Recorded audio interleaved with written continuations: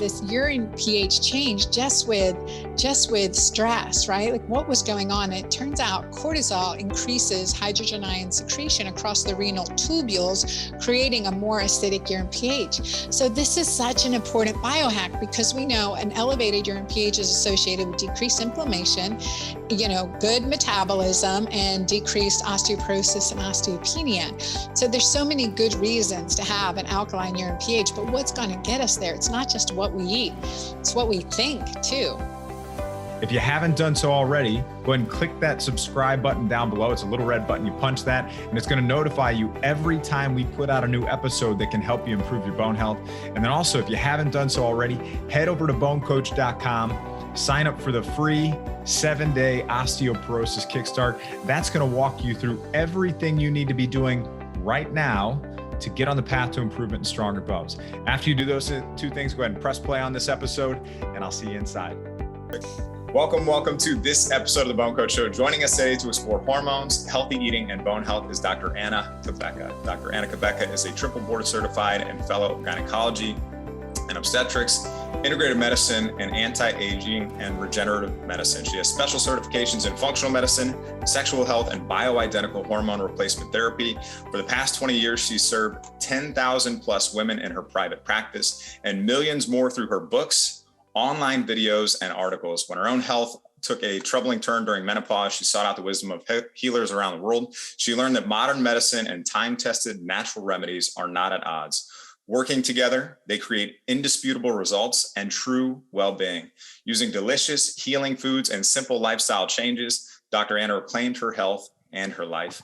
Fueled by her belief that every woman deserves to be empowered and in control of their health and their life, she developed the Keto Green lifestyle, which has helped thousands of women opt out of menopause misery and experience a joyful transition to the next stage of their lives. With her methods, you too can breeze through menopause into your second spring, feeling the best you ever have. Dr. Anna, super happy to have you here. Welcome to the show. It's great to be here with you, Kevin. Thanks for having me. Well, I'm glad you're here. So the first thing I'd like to dive into is, you mentioned bioidentical hormone therapy is something that you're extremely familiar with. You've helped a lot of people with. Why is hormone optimization so important for bone health, and what do optimized hormones even look like? Yeah, well, first of all, we know that according to many scientific articles, estrogen helps decrease bone loss, and progesterone and testosterone and even DHEA actually help build bone. And this is really important because as we hit our mid-30s, our progesterone levels start to decline. And with that, estrogen, testosterone, and DHEA, all these hormone levels start to decline. And women, we have 10 times less testosterone than men. And that's the anabolic steroid that keeps your bones strong and muscles intact and all these good things. So it becomes a really critical issue. And I've had women in their 30s with osteoporosis because of hormone insufficiencies and inflammation. Always say two key things affect our, underlying cause of so many illnesses, including osteoporosis, cancer, heart disease, comes down to two key things. And that is inflammation and hormone imbalance. So we have to address those two things. And when our hormones are optimized, it looks like energetic, joyful, happy, peaceful, calm, reasonable. I mean, all these things in the Bible, it says gifts of the Spirit, right? They're gifts of the Spirit. And I need to receive some more of those. Well, I know you did just receive a wonderful gift here recently, which is a brand new baby grandchild, which congratulations on that. That's amazing. Yes, thank you. And seriously, one of those things I had to come to terms with is being a grandma. Like, what does being a grandma look to me like to me? And I didn't know my grandparents. They all died of heart disease and diabetes and cancer at young ages before I was born. And my mom died at age 67 with diabetes and heart disease. So she didn't get to know, this is 24 years ago. So she didn't get to know my children. She didn't get to know them. And I saw her sick on oxygen, despite the best ivory tower medical care, right? Again, if I knew then what I know now, it would have been a different scenario. And I think this is really important because as women and men, when we age, we have an image in our our mind. What does that look like? Is that retired, sitting on a porch swing? What does it look like? Is it walking with the cane bent over because it's in my family history? It's in my genes. Osteoporosis is in my genes. Heart disease is in my genes. Diabetes is in my genes. And I can tell you from having all of those genes, especially diabetes and heart disease on both sides of my family, it is the lifestyle and the way we nourish our body that is completely game changing for the future. So we have to shift our mindset because we're seeing a lot of illness and rapid aging around us and debilitating diseases. So becoming a grandma for me, like all of a sudden I was becoming a grandma and I gained 15 pounds and I started feeling tireder. And I was like, what is happening with me? And so I kind of drew that connection. What do I believe about as a grandma?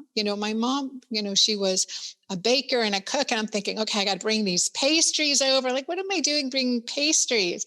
I'm keto green. Like, what is going on here? It's the expression of grandmotherly love, right? I've had to completely, refocus and be aware, right? We can't change what we're not aware of. And that's what I love about your podcast, Kevin, because we're addressing the underlying issues. And that's so important. Awareness is key. We can't change what we're not aware of. And sometimes it's toxic thoughts that lead us to toxic behaviors. And anyway, so that's my scenario. I'm becoming grandma doesn't suit me. So I'm trying to come up with another name. In Arabic, it's Teta. It can be, Gigi. I like that too. And my family, they've been having fun with my name, Anna. So it's like Grana or Nana. And I'm like, I don't know. We'll see. Well, I like what you had just mentioned. There's a lot of times, and I hear this too, is a lot of people see what happened with their family members or their mother or their grandmother, and they think that, just because that happened to them, that it has to be the same, for them. They almost take that on as their identity or their determined fate. But that doesn't have to be the case. I'm interested, what are some of the biggest health issues or concerns that you see in the women that you've worked with and helped? What are some of the biggest ones? Well, definitely weight gain, fatigue, memory loss, hair loss. Those are some of the most common symptoms. Hot flashes and night sweats, difficulty sleeping, mood swings. There are, a handful of very common symptoms that usually come together. They usually come in groups, those symptoms. And I think that those are red flags that there's hormone imbalance. And it doesn't matter what age you are. Your doctor can say your labs are normal and you're struggling. And that means we have to get to the functional issues. You often talk about insulin resistance and the role that can play also in, health issues and weight gain and things like that. Can you talk a little bit about that too? Yeah, it is a critical issue. And this is where, again, diabetes on both sides of my family. Actually just recorded a masterclass, because some people don't realize two of the most common two significant risk factors for diabetes is menopause and having your ovaries removed. A hysterectomy and ovarian removal, but ovarian removal specifically. So increases your risk for diabetes. Like, who knew about this? Well, this is really important to understand, because a lot of times, what's the reason for the hysterectomy in the first place, right? We have to go back to that. Could it have been estrogen dominance, which would, affect your levels of sex hormone binding globulin, right? And can also affect your testosterone levels, your bone health, et cetera, all the way down the line. Insulin is one of these key hormones that is critical to our reproductive hormones. And so understanding that piece is so key, because generally, as we get older, what's happening in menopause, we're naturally becoming more insulin resistant, more prone to prediabetes and diabetes. So we have to create insulin sensitivity as the cure. And I write this in my first book called The Hormone Fix, that it takes more than hormones to fix our hormones. And I wish it was all about our reproductive hormones, especially as a gynecologist and having spent hundreds of thousands of dollars and studying this, right? But it comes down to really insulin and cortisol as the key factors. And that led me into the keto green lifestyle, because with ketosis, we become more insulin sensitive. Every one of us will improve our hemoglobin A1C. every one of us will improve with the keto green way, a healthy ketogenic diet that I talk about. And then the green part, the alkalinizing part, it's about shifting our physiology to one that's more stable, that's more minerally balanced, that's, sustainable for the long haul. And so that alkalinity factor is a key part. And that's also managing cortisol, the hormone that breaks us down. So it's a combination of things: addressing insulin, addressing cortisol, and empowering oxytocin, our most powerful hormone of our body. That's fantastic. And just for listeners who may not know, or viewers who may not know, can you just talk a little bit about ketosis, what it is, Yes. how it helps our health, and things like that? Yeah. So a couple of reasons why, first I would just say a couple of reasons why I went into the ketogenic lifestyle was, number one, I'm very familiar with it because I have a daughter with seizures. And so ketogenic diets can definitely help neurologic function and decrease seizures by raising the seizure threshold. So that's a critically important awareness. It was very important for me. And yet in working, and also very carb restricted diets for my candidiasis patients that had chronic candidiasis, recurrent yeast infections, or whatever it may be, mold toxicity, et cetera. So that's an important component. And I at age 48 was going through the second kind of menopause, downward spiral with all of those symptoms I mentioned: difficulty sleeping. I was sleeping 3 or 4 hours a night, mood swings, irritability, brain fog, memory loss. And that was a really big trigger. But the most, as they say, the straw that broke the camel's back was the weight gain. Because I'd been well over 240 pounds at one point and lost that weight and kept it off. And then all of a sudden, 20 pounds up overnight. I didn't know when it was going to stop, right? And so I'm like, I'm cutting out all carbs. This is going to shift, going keto. And I didn't feel good. And then I recalled with my patients who would come into my office and I'd put them on this carb restriction. They would say, Dr. Ann, I feel like I'm hitting a wall. I don't like how I feel on this. And so we would modify things. And so it was a really big transition point in my career, my life. And I was like, what is going on? Why am I feeling this way? Getting enough protein. And I know I wasn't getting the alkalinizers and alkaline food and vegetables as much as carbs.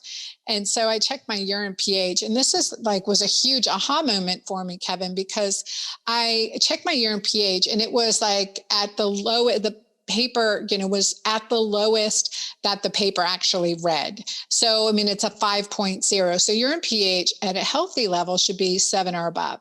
And so it was very acidic. And that was an aha moment for me, of course. And then that, I'm not talking about blood pH. I'm really talking about urine pH as a biomarker, a biohacking biomarker for longevity. And that for me was I've got to add the alkalinizers in. I've got to add the greens. And so with a ketogenic diet, you're high fat, moderate protein, and you're very restricted carbohydrate. And for women, it's usually below 40 grams of carbohydrate. I don't do net carbs. I don't confuse the picture. It's just that's just too much. So I look at it that way. So adding in, those carbs, but in the form of alkalinizers, herbs, spices, dark green leafy sprouts, especially cruciferous vegetables to help with estrogen detoxification in a healthy way.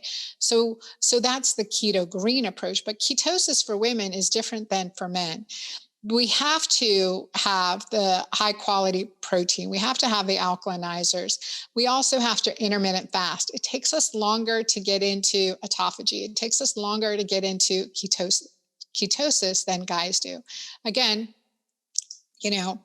more testosterone, more muscle, it's going to get you there quicker. So that difference is crucial. And then adding the alkalinizers. Kevin and I share this because checking urine pH is so key.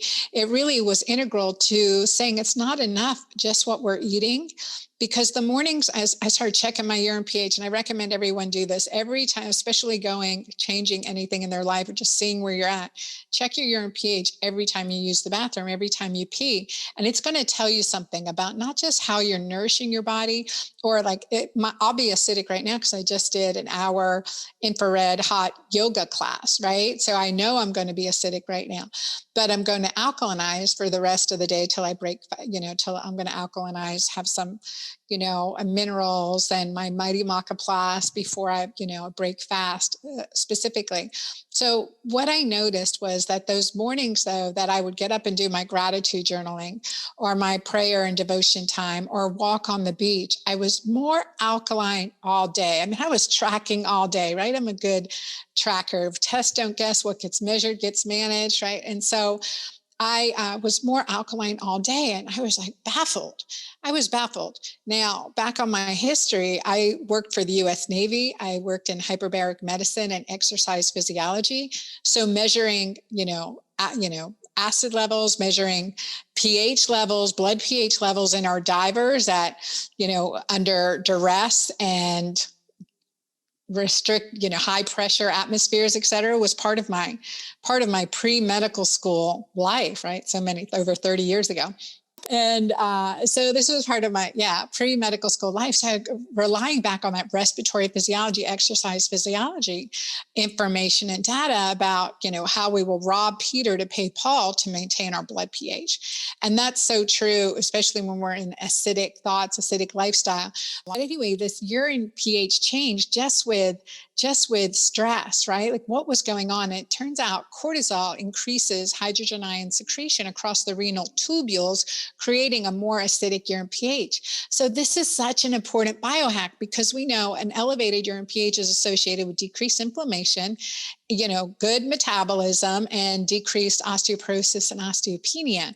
So there's so many good reasons to have an alkaline urine pH, but what's going to get us there? It's not just what we eat, it's what we think too. Absolutely.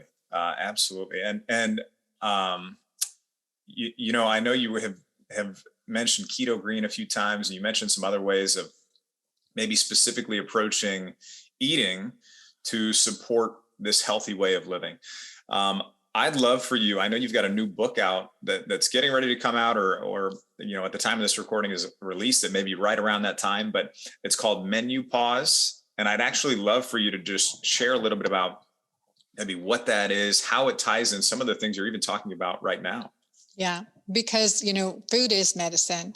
And being a student of food as medicine and also international medicine, I've really used that in my work with my clients. And it's a beautiful thing. And I think we don't understand it enough. Physicians initially were known to be educators and also the chefs to the royalty, back to the Ottoman Empire.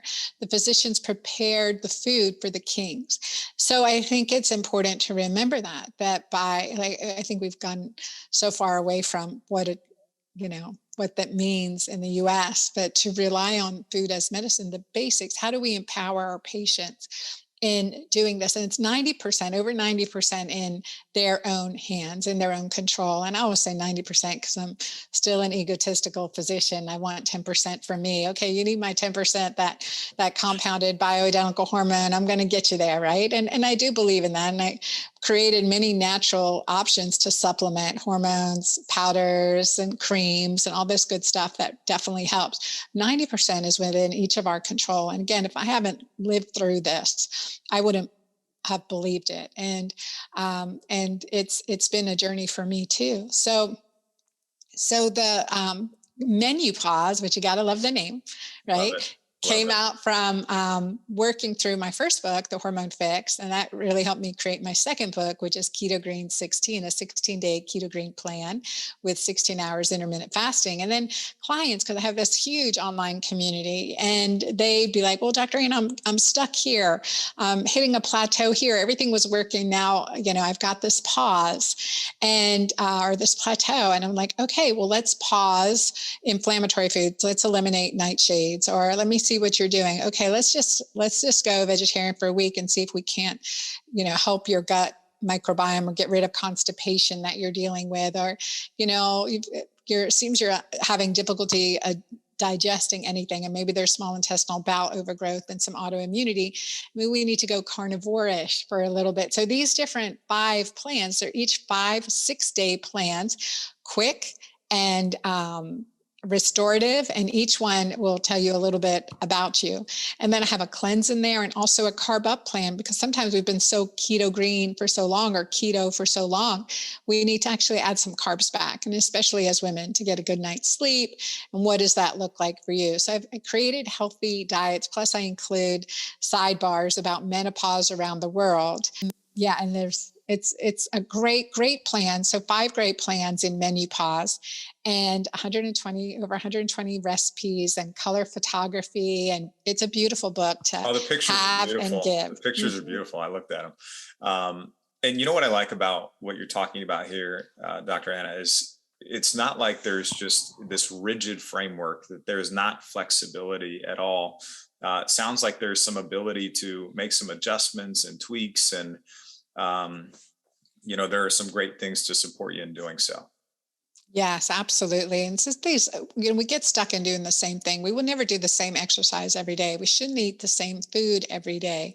We have to change things up. And JJ Virgin says you have to cross train your diet. I completely agree. We need metabolic flexibility. In order to do that, we have to address our carbohydrate consumption, but we don't want to, impair it. We need to create resilience. So we need to challenge it sometimes. Yeah, how's that pancreas doing? You forgot to make some insulin? Let me remind you how to make some insulin. Have this sweet potato and handle that for me, right? And sometimes it's, it can be the alkalinity component. Constipation is a really big toxic process. So we reabsorb hormones and toxins when we're constipated. And it's a really big problem, especially for menopausal and postmenopausal women. And so that relates to the health of the GI tract. Taking a laxative, my mom was dependent on laxatives. And there was a time, especially, I've dealt with weight issues all my life. There was a time that I was dependent on laxatives. But what was it? Was it that's not by design. So for me, it was dairy sensitivity. And that was a really big piece. Once I eliminated dairy, constipation went away. And again, supporting the gut microbiome. And that's really important to understand for people, because there could be a food sensitivity that's keeping you stuck. And so that's kind of built into each of the 5 MenuPause plans too. Thank you so much again for taking your time to spend with us and share with our audience. For those of you listening or watching right now, you can find all the resources, show notes, everything we mentioned. And actually, I should probably let Dr. Anna share real quick, because we've got some amazing resources I know we want to point them to if they're interested. Where can they find you, your work, information about MenuPause? Again, I'll link to this in the show notes, but what are some great places to go for that? Yeah, so definitely follow me at The Girlfriend Doctor on Instagram. I'm on Instagram and TikTok, but mostly on Instagram. That's where I keep track of my kids and my grandbaby. So it's a great place to find me there. And I'm in the midst of doing a daily pause series. So that's really fun. And on my website is dranna.com, DRANNA.com. I have many free resources. My books can be gotten from any bookstore, and MenuPause is available April 12th. We've got several bonuses that go with that, including a pre-diabetes masterclass for women, really addressing this risk, the risk factors for women specifically with diabetes. And it's the first of its kind. So you definitely want to listen to that masterclass. And then a quiz, MenuPause quiz. So I've got 5 great plans in the book, but maybe, want to see which is your next right step. And you can take that quiz to help you along the journey too.